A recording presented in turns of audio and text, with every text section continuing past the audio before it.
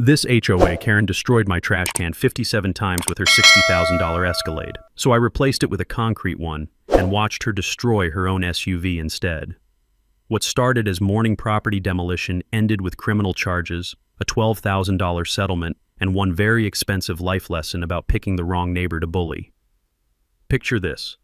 The sharp crack of plastic shattering echoes through dawn silence, followed by the metallic scrape of bumper meeting asphalt as a pearl-white Escalade speeds away, leaving my garbage scattered like confetti across the driveway.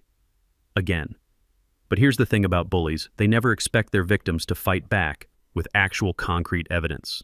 By the time I was done, this self-appointed compliance officer had demolished her own vehicle, exposed a $47,000 embezzlement scheme, and learned the hard way that some neighbors refuse to be intimidated by clipboards and fake authority.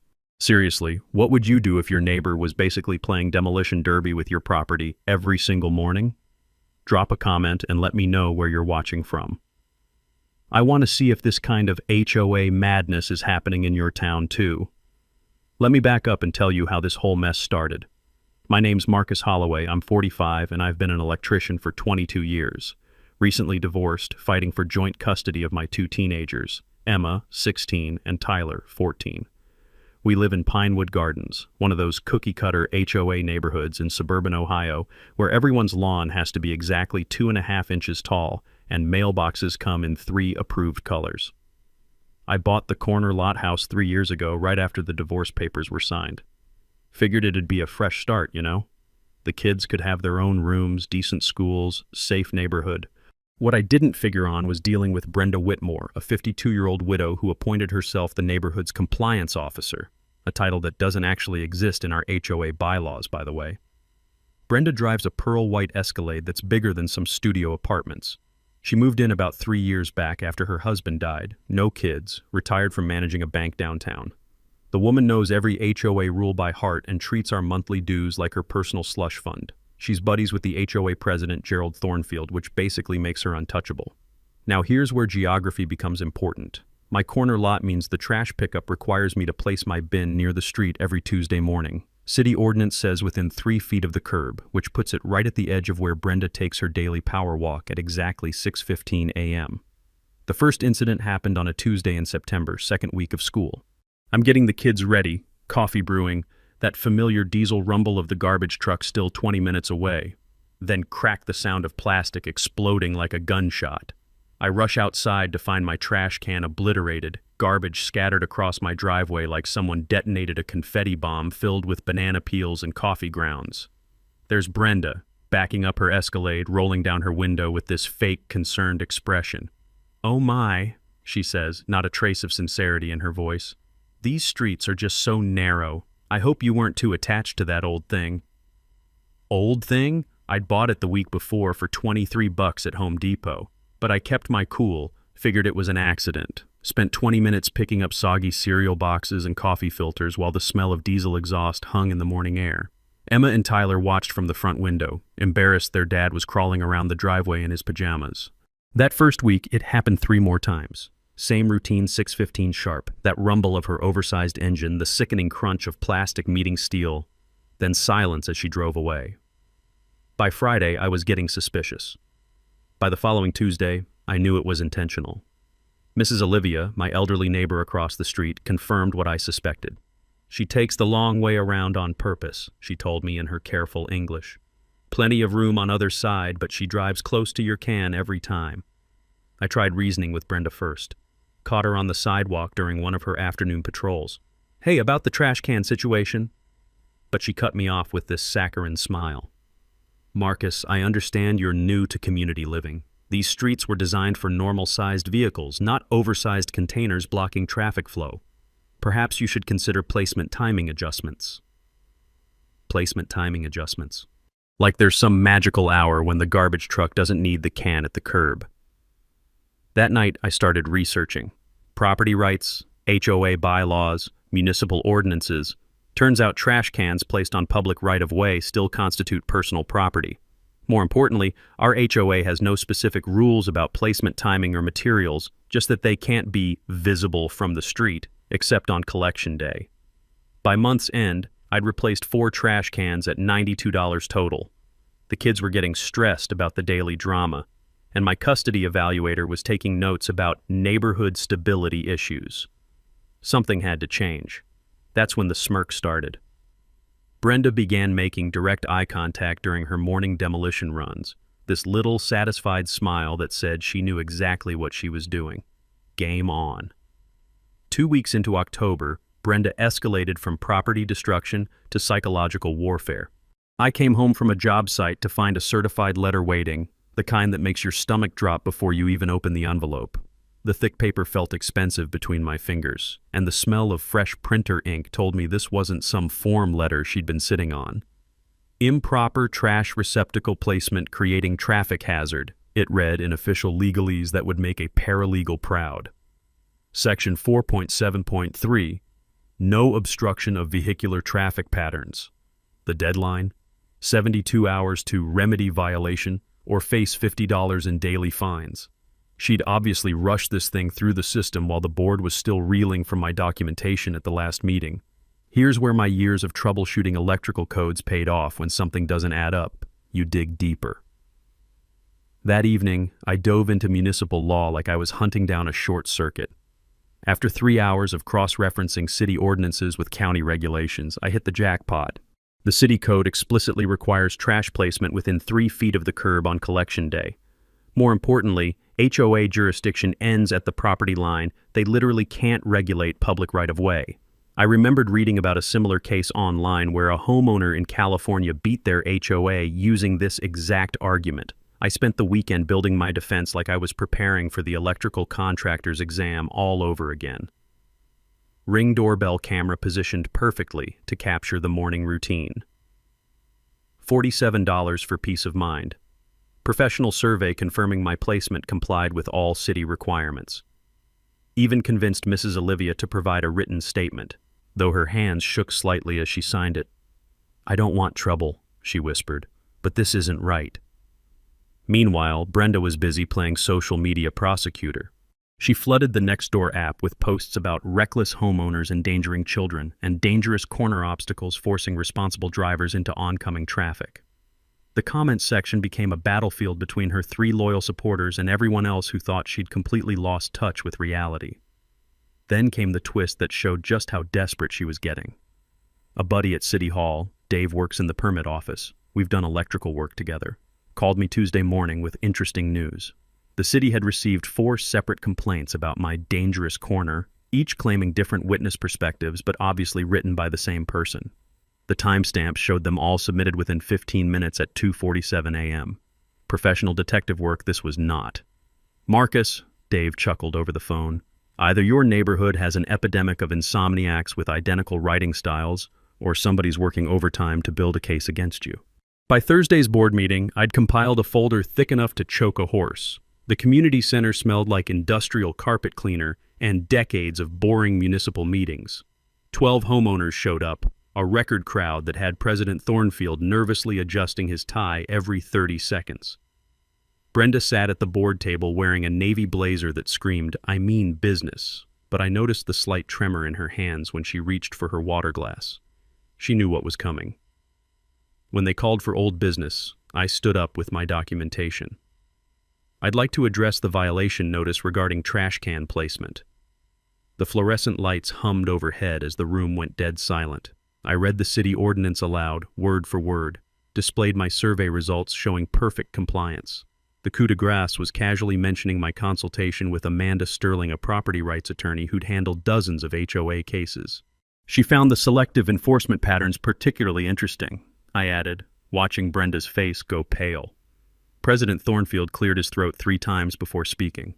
"Well, this requires further review.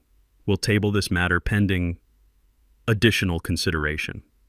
Translation: they had nothing and everyone knew it. But Brenda wasn't done. As we filed out, she cornered me in the parking lot under the buzzing security lights. Here's where she really showed her true colors. "You think you're so smart," she hissed, loud enough for the dozen homeowners still chatting nearby to hear every word. "People like you come into decent neighborhoods and think rules don't apply. Well, I've got news for you. This is just the beginning." Mrs. Rodriguez from Maple Street actually gasped, Jim Torres, our maintenance guy, suddenly found his keys fascinating. The racial undertones hung in the humid October air like smoke from a house fire, obvious to everyone present. My phone, positioned casually in my shirt pocket, captured every venomous syllable. That night, Emma asked why the mean lady hated us so much. Tyler wanted to know if we'd have to move again. I tucked them into bed, promising everything would work out, but privately, I was calculating the cost of this war. 3 replacement trash cans, 14 hours of documentation, attorney consultation fees mounting. But something had shifted in the community. Other homeowners were whispering about board overreach and asking uncomfortable questions about selective enforcement. Brenda's parking lot meltdown had revealed what many suspected: this wasn't about traffic safety or community standards. It was about power, control, and putting people she didn't like in their place. The next morning brought a telling change. Instead of her usual aggressive ramming approach, Brenda drove past my trash can at crawling speed, studying it like a general planning her next assault. The pattern was evolving, which meant bigger trouble was coming. November hit Pinewood Gardens like a cold slap in the face, and Brenda hit back even harder. While I was congratulating myself on winning round 1, she was busy weaponizing every obscure HOA bylaw she could find. The woman had apparently spent weeks combing through our community guidelines like a prosecutor building a RICO case. The assault came in waves. First, a violation notice about my grass height, apparently 2.75 inches, exceeded the 2.5-inch maximum by a criminal quarter-inch. Then my mailbox color, which had faded from heritage blue to what she classified as unauthorized weathered navy. Finally, 3 tiny tears in my window screens that you'd need a magnifying glass to spot. Each violation carried a $50 fine with 10-day payment deadlines. The kicker? I spent an entire Saturday afternoon walking the neighborhood with a measuring tape and camera, documenting identical violations on 14 other properties. Gerald Thornfield's grass was pushing 3 inches. Mrs. Patterson's mailbox had faded to roughly the same shade as mine. Half the houses on Maple Street had screen damage from the summer hailstorm. But somehow, only my violations merited official attention. While Brenda was playing bylaw prosecutor, I was having coffee with Dale Kowalski at Home Depot's contractor desk. Dale's been pouring concrete for 23 years, and when I mentioned my trash can troubles, his weathered face broke into a knowing grin. "You know," he said, stirring sugar into his coffee with a paint stir stick, "there's nothing in city code about what materials you can use for trash containers. Plastic, metal, concrete, as long as it holds garbage and fits the size requirements, you're golden." That conversation planted a seed that would grow into Brenda's worst nightmare. 60 pounds of concrete mix, steel rebar for reinforcement, and a clever modification to a standard plastic shell. Total cost $47 versus the $350 I was facing in mounting fines and replacement cans. But first, I had to deal with her harassment campaign. I spent Tuesday evening creating a comprehensive photo documentation of every comparable violation in our neighborhood. Wednesday morning, I filed a formal complaint with the HOA board about selective and discriminatory enforcement patterns. Here's something I learned from handling electrical permits for 2 decades. Bureaucrats hate when you use their own systems against them. My complaint forced the board to either enforce rules equally across all properties or admit they were targeting me specifically. Neither option worked in Brenda's favor. The real twist came when I started analyzing the demographics of her violation targets. Over the past year, Brenda had issued 67 violation notices. 49 went to single parents, elderly residents, or minorities. Only 18 targeted married couples or longtime homeowners. The pattern was so obvious it practically screamed lawsuit. I remember reading about Fair Housing Act violations and property management discrimination in HOA enforcement can trigger federal investigations. The thought of Brenda explaining her citation patterns to a civil rights attorney made me smile for the first time in weeks. Friday afternoon, I started my weekend concrete project. Emma and Tyler thought it was hilarious, helping me mix cement in the garage while classic rock played on my paint-splattered radio. The smell of setting concrete brought back memories of helping my dad pour our basement floor 30 years ago. That distinctive alkaline scent that meant something permanent was being built. The engineering was simple but effective. Hollow bottom section for weight distribution, drainage holes maintained for functionality, exterior appearance identical to every other trash can on the block. From the outside, it looked completely normal. Inside, 60 pounds of steel-reinforced concrete waited to teach Brenda a physics lesson about immovable objects. Monday morning, I positioned my newly reinforced trash can in exactly the same spot as always. 6:15 came right on schedule, along with the rumble of Brenda's oversized engine. But this time, something was different. Her approach was slower, more cautious. She'd obviously noticed the can looked identical but somehow felt suspicious. The first collision came at about 15 miles per hour, her usual ramming speed. The sound was completely different. Instead of that sick crunch of breaking plastic, there was a solid thunk followed by the screech of metal on concrete. Her Escalade's running board bent like aluminum foil, while my trash can sat there looking mildly offended. I watched through my kitchen window, coffee mug warm against my palms, as Brenda sat in her SUV for a full 30 seconds, clearly confused by what had just happened. She revved the engine and tried again from a different angle. Same result, more damage to her vehicle, zero damage to my concrete fortress. The beauty of the whole setup was its complete legality. No city ordinances violated, no HOA rules broken, just a homeowner upgrading his trash receptacle with better materials. If she wanted to keep ramming it, that was her choice and her insurance claim to file. Over the next week, Brenda made increasingly desperate attempts to damage my concrete creation.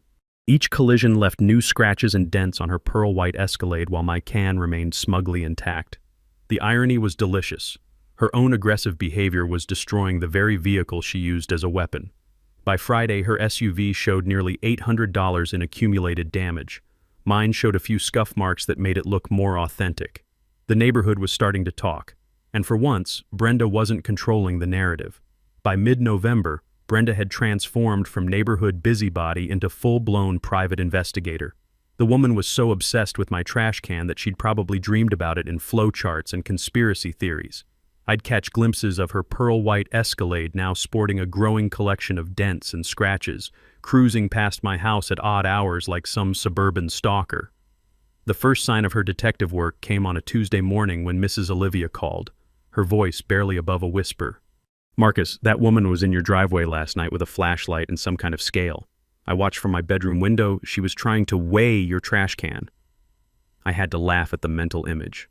Brenda, probably in her navy blazer and sensible shoes, sneaking around my property at midnight with a bathroom scale, trying to solve the mystery of the indestructible trash receptacle. The woman needed a hobby that didn't involve trespassing. Her investigation intensified throughout the week. Jim Torres, our maintenance guy, mentioned she'd cornered him at the hardware store, interrogating him about concrete purchases and asking which residents had bought unusual materials recently. She'd even started stalking my social media accounts, looking for construction hints in my Facebook posts about weekend projects.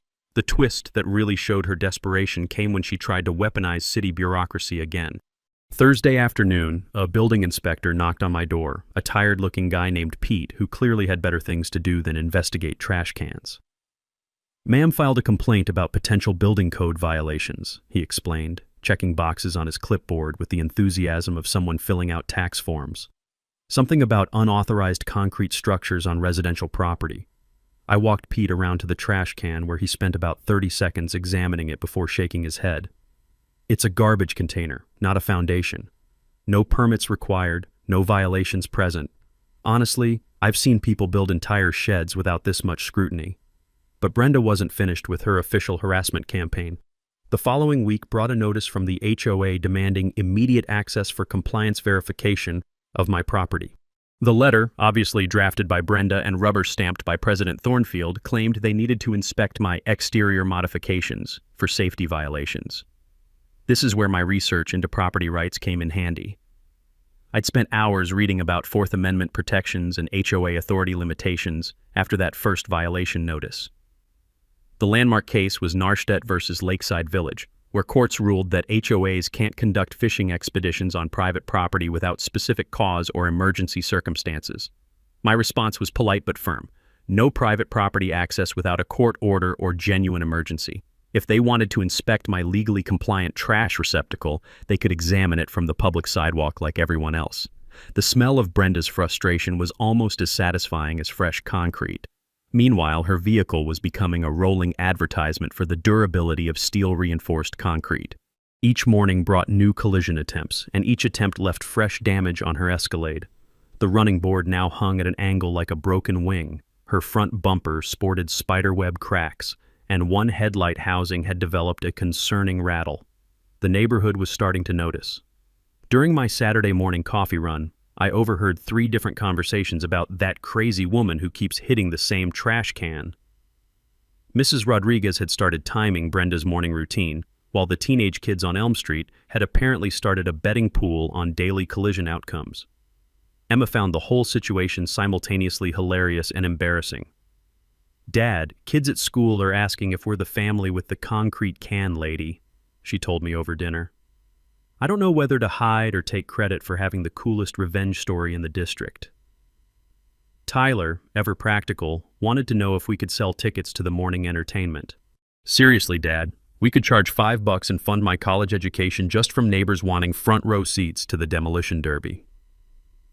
The real breakthrough came when Patricia Lopez, the only reasonable board member, pulled me aside after a neighborhood gathering. In hushed tones near the community center's coffee station, she shared intelligence that changed everything. "Marcus, you need to know Brenda's been having private meetings with Gerald about enhanced enforcement authority. She wants the board to authorize property inspections, material restrictions, even contractor background checks for homeowner projects." But Patricia's biggest revelation was financial. She's also been pushing hard for approval of maintenance contracts with some company I've never heard of. Every time we discuss the budget, she has these detailed proposals ready, like she's been planning for months. That night, I started a different kind of investigation. If Brenda was this obsessed with controlling neighborhood projects and pushing specific contractors, maybe her motivation wasn't just power, maybe it was profit. Public records are amazing things when you know where to look, and municipal contract databases tell interesting stories about who gets paid for what. By Sunday evening, I'd uncovered something that made her trash can obsession look like small potatoes. Brenda Whitmore wasn't just a control freak with too much time on her hands. She was running a scam, and my concrete fortress had accidentally threatened her entire operation. Sunday night research sessions used to be for helping Emma with her history papers, or Tyler with algebra homework. This particular evening, I was deep in the city's public contract database, following a hunch that Patricia Lopez's warning had planted in my brain like a splinter. I'd started simple, just searching for any recent business registrations involving the name Whitmore. What I found made me set down my coffee and lean closer to the computer screen. Whitmore Construction LLC, formed 6 months ago, listed Brenda Whitmore as 40% owner and her husband Richard as president.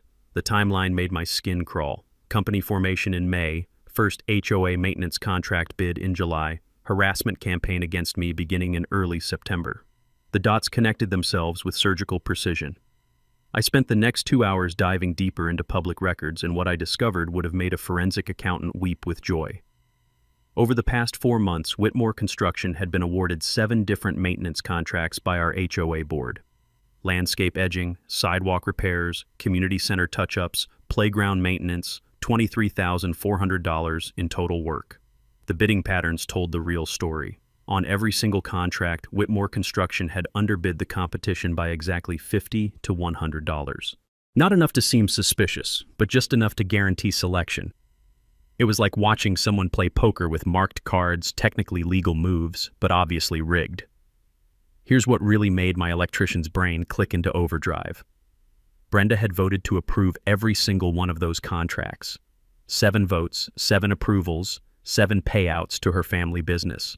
The conflict of interest was so blatant, it practically had neon signs around it. I remembered reading about fiduciary duty violations during my earlier legal research. Board members are required to disclose any financial interests in vendor contracts. Failure to do so violates state nonprofit corporation law and opens the door to both civil lawsuits and criminal fraud charges. The evidence was sitting right there in digital black and white. Business registration documents, HOA meeting minutes, contract award records, bank deposit slips from the association's monthly statements. Brenda had been using her board position to funnel community dues directly into her family's bank account. But the timeline revealed something even more damning. My first polite conversation with Brenda about the trash can incidents? September 15th. First questioning of maintenance budget at the monthly board meeting? September 3rd. She'd started her harassment campaign exactly 12 days after I'd innocently asked why we were spending so much on basic repairs.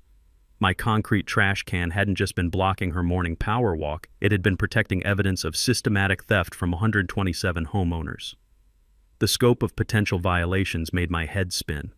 Civil liability for financial mismanagement, criminal exposure for fraud, automatic removal from the board upon proven conflict of interest. This wasn't just about property rights anymore. It was about corruption, embezzlement, and a woman desperate enough to destroy evidence that she'd waged psychological warfare against anyone who threatened her scheme. I printed everything, made digital copies on 3 separate cloud services, and immediately emailed the complete file to attorney Amanda Sterling with a note. Urgent review requested, criminal implications possible. The power dynamic had just shifted completely. Brenda thought she was fighting some divorced electrician over a trash can placement. What she was actually facing was exposure of a fraud scheme that could land her in federal prison and bankrupt her family. Tuesday morning, I watched from my kitchen window as she made her usual collision attempt with my concrete fortress. Her Escalade now showed over $1,200 in accumulated damage, while my trash can sat there like an immovable monument to her stupidity. But for the first time since this whole mess started, I wasn't thinking about trash cans or HOA bylaws or morning demolition derbies. I was thinking about justice, community protection, and the sweet satisfaction of watching a bully discover that their victims sometimes bite back harder than expected. The war was about to begin in earnest. Tuesday evening, my garage transformed from a weekend workshop into a war room that would have made Pentagon strategists proud. I'd cleared out the workbenches, set up folding tables, and arranged 5 mismatched chairs in a circle around the evidence board I'd constructed, using construction paper and red string like something from a crime thriller. The core team assembled by 7 p.m. sharp. Mrs. Olivia arrived first, clutching a thermos of jasmine tea and looking nervously determined. Jim Torres showed up still wearing his maintenance uniform, tool belt jangling with each step. Patricia Lopez brought a stack of HOA financial documents she'd borrowed from the board files. Dale Kowalski rolled in last, carrying a box of donuts and grinning like we were planning a surprise party instead of exposing municipal corruption. "All right," I said, taping the final timeline chart to the garage wall. "Here's what we're dealing with." The evidence layout looked like something from a federal investigation. $23,000 in questionable contracts, 7 separate conflict of interest violations, 47 documented harassment incidents, and 1 increasingly damaged Escalade serving as rolling proof of Brenda's deteriorating mental state. Patricia whistled low when she saw the financial analysis. I knew something felt wrong about those contracts, but I never imagined it was this systematic. Every time I questioned the expenses, Brenda had these detailed justifications ready, like she'd rehearsed them. Dale examined the vehicle damage photos with professional interest. "That bumper's going to cost at least $2,000 to fix properly. The alignment issues alone will eat through tires like crazy. Your concrete can's turning her SUV into a very expensive life lesson." We spent the next hour organizing our multi-pronged attack strategy. Jim would monitor Brenda's activities and document any retaliation attempts. Mrs. Olivia would coordinate the door-to-door campaign to gather neighbor support. Patricia would work the inside game, building board member consensus for a financial audit. Dale would serve as our technical consultant on any construction-related evidence. The legal strategy required delicate coordination. Amanda Sterling had confirmed we had solid cases for harassment, financial fraud, and board misconduct, but timing would be crucial. File too early and Brenda might destroy evidence. Wait too long, and she could complete whatever cover-up she was surely planning. I'd learned something important from 22 years of electrical troubleshooting. Complex problems require layered solutions. Fighting HOA overreach with just property rights arguments is like trying to fix a short circuit by replacing one fuse. You need to address the whole system. Our approach would hit from 4 directions simultaneously: legal pressure through criminal complaints and civil lawsuits, social pressure through community organizing and petition drives, political pressure through media attention and municipal oversight, financial pressure through audit demands and contract cancellations. The community organizing phase started Wednesday morning. Armed with professional presentation materials and irrefutable documentation, I began visiting every house in Pinewood Gardens. The response was overwhelming: 89 signatures supporting property rights, 34 demanding immediate financial audits, and 12 volunteering for testimony at the upcoming board meeting. Mrs. Rodriguez from Maple Street nearly slammed her door before I could explain the situation. 5 minutes later, she was furiously signing the petition and muttering Spanish phrases that probably weren't complimentary to Brenda's character. "That woman tried to fine me for having my garbage can out 15 minutes early," she fumed. 15 minutes, like the garbage police were timing us with stopwatches. The opposition mapping revealed interesting patterns. Brenda's hardcore supporters were exclusively long-term homeowners who'd benefited from selective rule enforcement. The fence-sitters were mostly newer residents afraid of property value impacts or board retaliation. Everyone else was ready to see some accountability. Media preparation took 3 days of careful planning. Channel 7's investigative unit specialized in municipal corruption stories, and reporter Sarah Kim had covered similar HOA scandals across the metro area. The press kit included professional timeline graphics, expert legal opinions, and 12 minutes of edited video showing Brenda's escalating collision attempts. The social media campaign exploded faster than I'd anticipated. The Pinewood Gardens Transparency Facebook group gained 67 members in 4 days, with neighbors sharing their own stories of selective enforcement, harassment, and financial irregularities. Someone posted a time-lapse video of Brenda's morning routine set to circus music that went viral throughout the suburban community network. Meanwhile, my concrete trash can continued serving as both evidence and entertainment. Thursday morning brought collision attempt number 53, resulting in a headlight housing that now dangled like a broken tooth. The neighborhood kids had started gathering at bus stops early just to witness the daily demolition derby. Emma reported that her friends at school were calling our house the place with the indestructible trash can. Tyler had started charging classmates 50 cents each to see the video compilation on his phone. The story was spreading beyond our community faster than gossip at a church potluck. By Sunday evening, everything was coordinated. Board meeting scheduled for Tuesday night, media interviews arranged for Wednesday morning, criminal complaints prepared for Thursday filing. 118 residents committed to attending the confrontation, with 17 planning to speak during public comment. The coalition was built, the evidence was bulletproof, and Brenda had no idea what was coming. Time to bring down the hammer. The weekend before our planned board meeting ambush, Brenda went completely off the rails. Desperation has a particular smell like burnt coffee and panic sweat, and it was practically radiating from her every move. She'd obviously sensed the walls closing in because her harassment campaign escalated from annoying to potentially criminal faster than her Escalade could hit my concrete fortress. Saturday night, I was jolted awake by the hiss of spray paint. Through my bedroom window, I could see a dark figure crouched beside my trash can, illuminated by the motion sensor lights. By the time I'd grabbed my phone and stumbled outside, they were gone, leaving behind amateur graffiti that spelled "MOVE" in bright orange letters across the concrete surface. The beautiful thing about spray paint on concrete, it pressure washes off in about 30 seconds. The beautiful thing about security cameras, they record everything in high definition, including license plate numbers of pearl white Escalades parked 3 houses down during the incident. Monday brought a new level of harassment. An anonymous complaint to the gas company claimed I'd been conducting suspicious excavation activities that might damage underground lines. The utility inspector who showed up was apologetic but thorough, spending 2 hours with detection equipment before confirming what I already knew. No digging, no violations, no problems.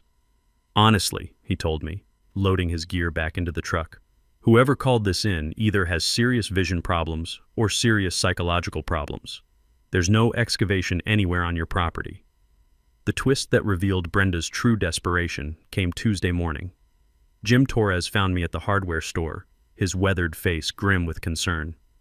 "Marcus, she hired a private security company to watch your house. Riverside Security, I know the owner's cousin. $200 a day for surveillance on a trash can dispute. The woman's lost her damn mind." But Brenda's surveillance worked both ways. My upgraded security system had captured her drive-by inspections, her midnight photography sessions, and her increasingly erratic behavior patterns.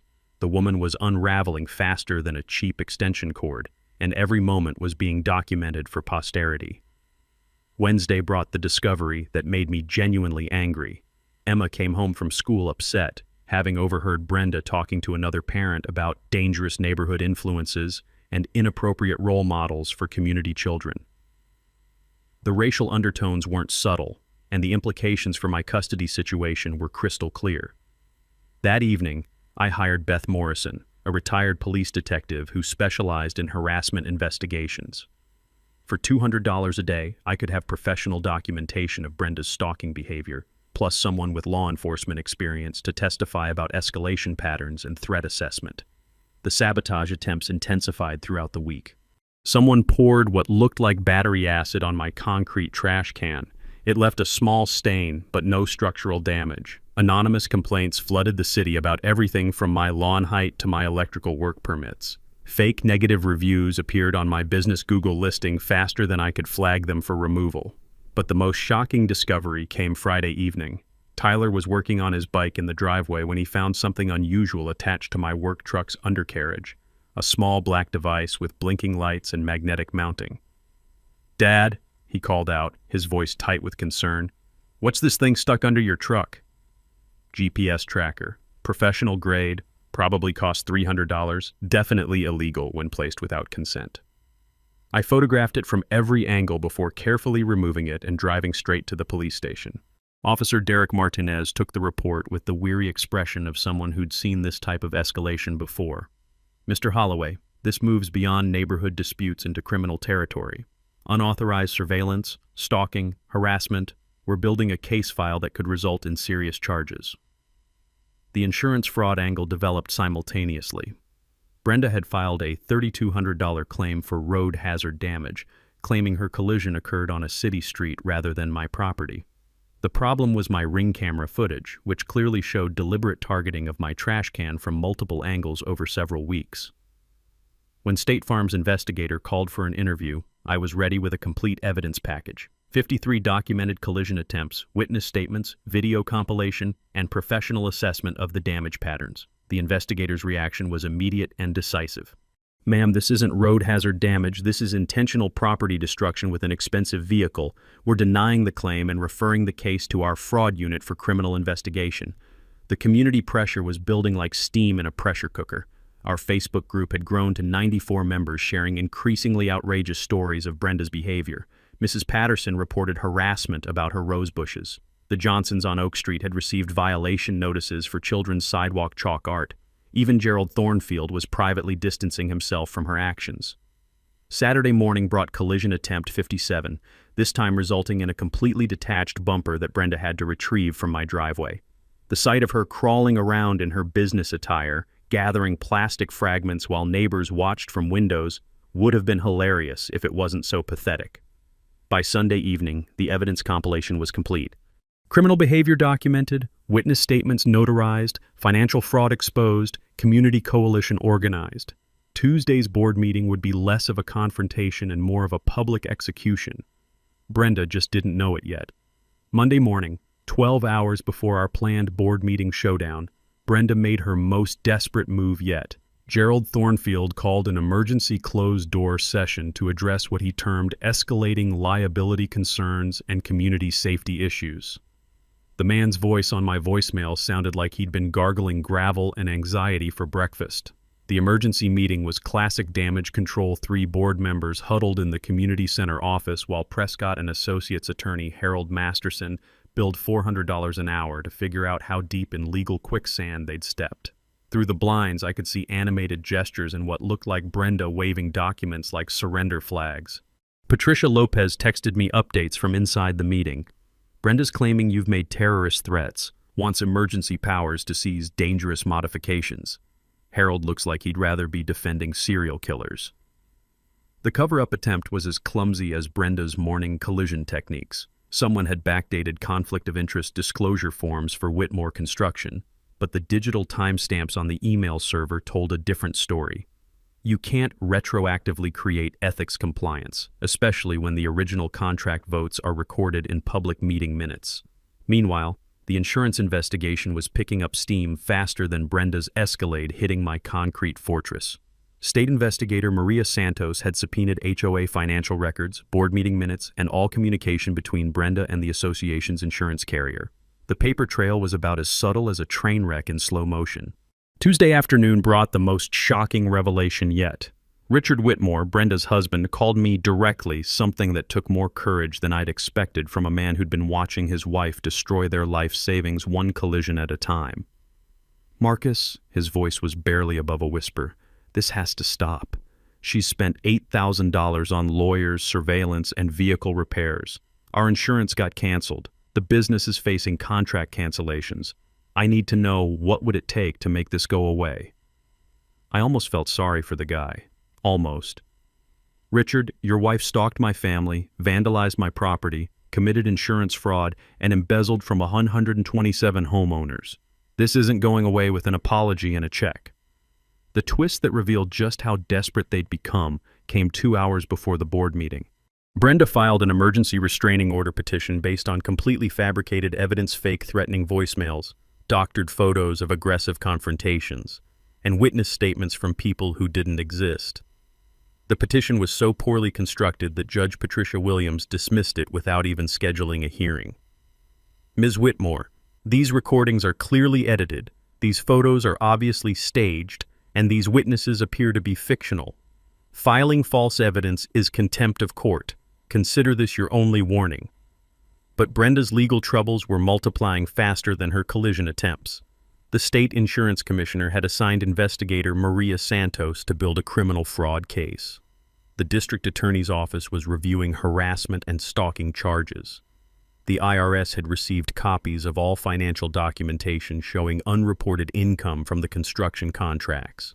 As 6 p.m. approached, the community center parking lot filled up like Black Friday at Best Buy. Cars lined both sides of Maple Street, with neighbors walking from 3 blocks away carrying lawn chairs and folding signs.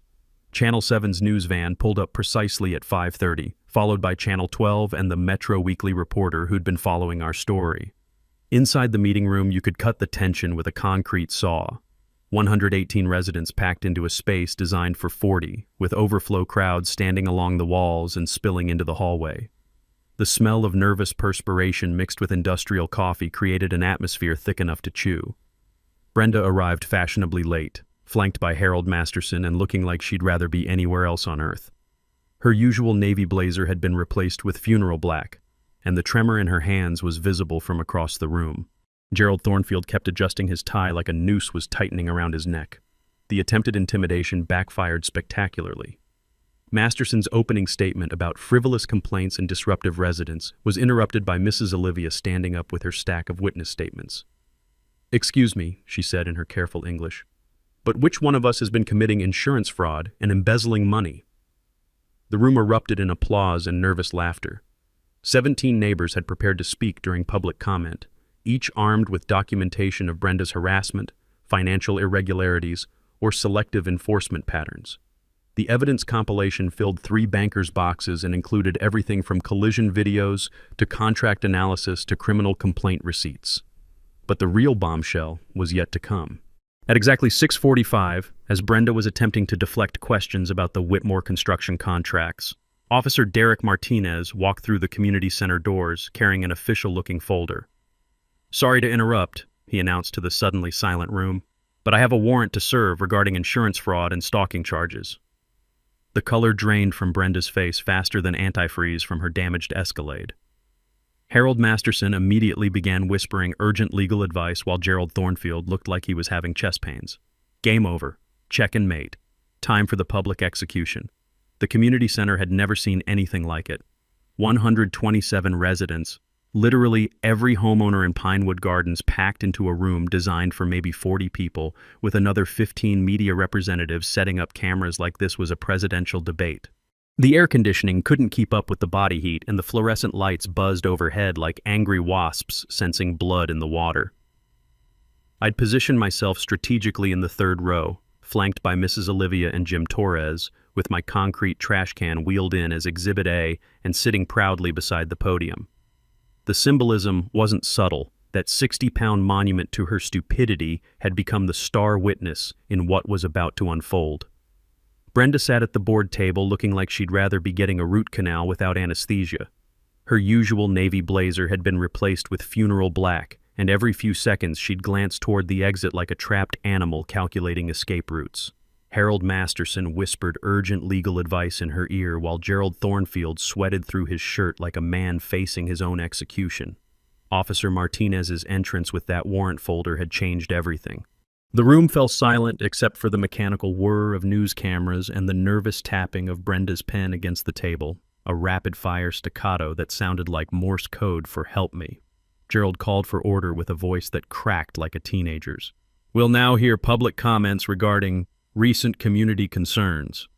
I stood up first, carrying my presentation boards like a prosecutor approaching the jury. The room was so quiet you could hear the hum of the exit sign transformer. "Ladies and gentlemen," I began, my voice carrying easily through the packed space. "This isn't about trash cans. This isn't about HOA bylaws or property rights or community standards. This is about accountability, transparency, and stopping corruption before it destroys our neighborhood."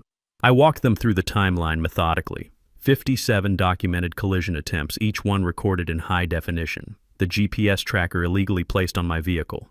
The spray paint vandalism captured on security cameras. The fake insurance claims that constituted felony fraud. But the real showstopper was the financial presentation. Using a borrowed projector, I displayed the contract analysis that showed $23,400 funneled from community dues directly into Brenda's family business account. "Every month, you've been paying higher fees to fund Mrs. Whitmore's personal construction company," I announced, watching jaws drop throughout the audience. 7 contracts, 7 undisclosed conflicts of interest, 7 violations of state nonprofit law. The video compilation played next 12 minutes of Brenda's greatest hits, set to a soundtrack of crunching plastic and scraping metal. The gasps and nervous laughter from the crowd provided perfect accompaniment to the footage of her increasingly desperate collision attempts. Then came the mic drop moment I'd been rehearsing for weeks. "Mrs. Whitmore," I said, turning to face her directly while the cameras rolled, "you've spent $3,400 on lawyers, destroyed your $60,000 vehicle, committed insurance fraud, and stalked my family over a $23 trash can. But the real crime is the $47,000 you've stolen from this community through your family's construction company." The room erupted. Neighbors who'd been grumbling about rising HOA fees suddenly understood where their money had been going. Mrs. Rodriguez stood up shouting in rapid Spanish that probably wasn't complimentary. The teenagers from Elm Street actually started clapping like they were at a concert. Brenda's response was everything I'd hoped for and more. She shot up from her chair like a jack-in-the-box, her carefully constructed composure finally cracking under the pressure. "This is harassment," she screamed, her voice reaching frequencies that probably bothered dogs 3 blocks away. "These people don't understand property values or community standards. They come into decent neighborhoods and think rules don't apply to them." The racial undertones hung in the air like smoke from a house fire. Channel 7's camera captured every word, every gesture, every moment of her complete psychological breakdown. Mrs. Olivia actually gasped audibly when Brenda pointed directly at her and shouted something about certain elements ruining the community. Harold Masterson tried desperately to control his client, but Brenda was beyond legal advice. She grabbed my evidence boards, attempting to tear them apart before Jim Torres and 2 other neighbors gently restrained her. The woman was having a complete meltdown on live television while Officer Martinez calmly took notes for his incident report. "I built this community," she shrieked, mascara running down her cheeks like black tears. "I protected property values. I kept standards high." "And this is how you treat someone who sacrificed everything for neighborhood integrity," Gerald Thornfield called for recess, but nobody was leaving. This was better than reality TV, more dramatic than a soap opera, and more satisfying than watching your worst enemy step on a rake.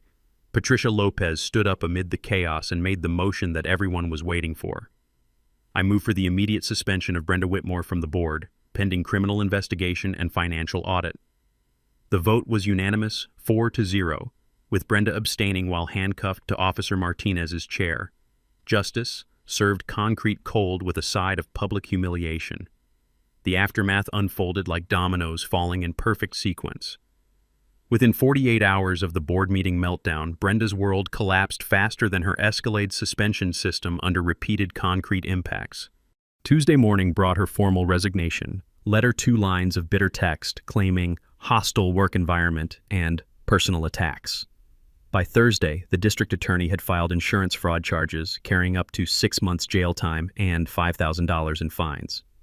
Her insurance license was revoked Friday afternoon, followed by the suspension of Whitmore Construction's contractor certification. The financial reckoning was swift and merciless.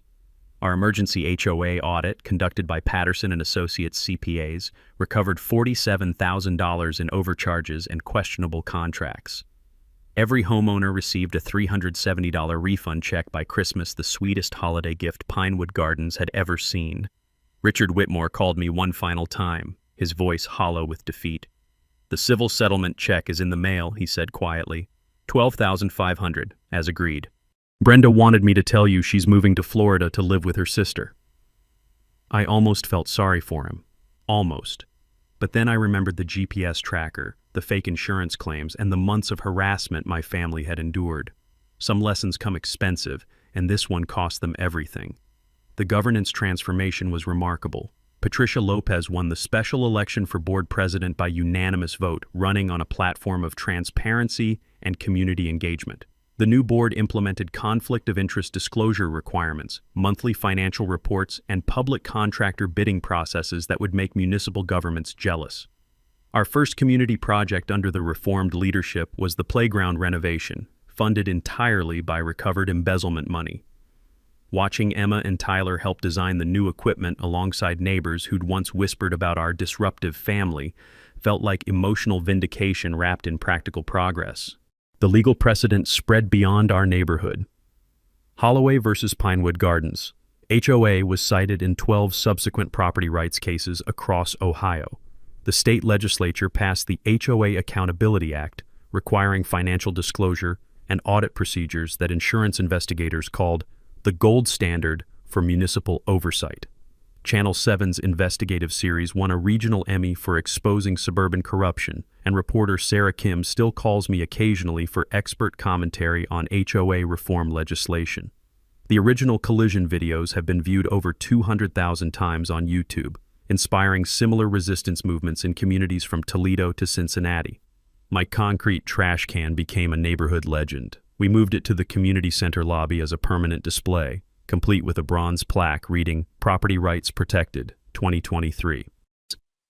New homeowners get the full story during orientation meetings, and visiting contractors often ask to see the famous indestructible can that brought down a corrupt board. But the real victory was community healing. The Concrete Can Days festival we established draws families from 3 surrounding developments every September, featuring bounce houses, barbecue competitions, and educational workshops on homeowner rights. Last year's attendance topped 800 people, turning our trauma into triumph and our resistance into celebration. The scholarship fund I established with the settlement money has helped 4 students attend college so far. The Marcus Holloway Property Rights Scholarship prioritizes applicants who demonstrate creative problem solving in the face of institutional opposition, essentially rewarding future troublemakers who refuse to accept injustice quietly. Emma and Tyler learned lessons about principled resistance that no civics class could teach. Emma's college application essay about fighting corruption with concrete evidence earned her admission to 3 journalism programs. Tyler started a YouTube channel called Suburban Justice that covers HOA disputes across the Midwest with the enthusiasm of a teenage investigative reporter.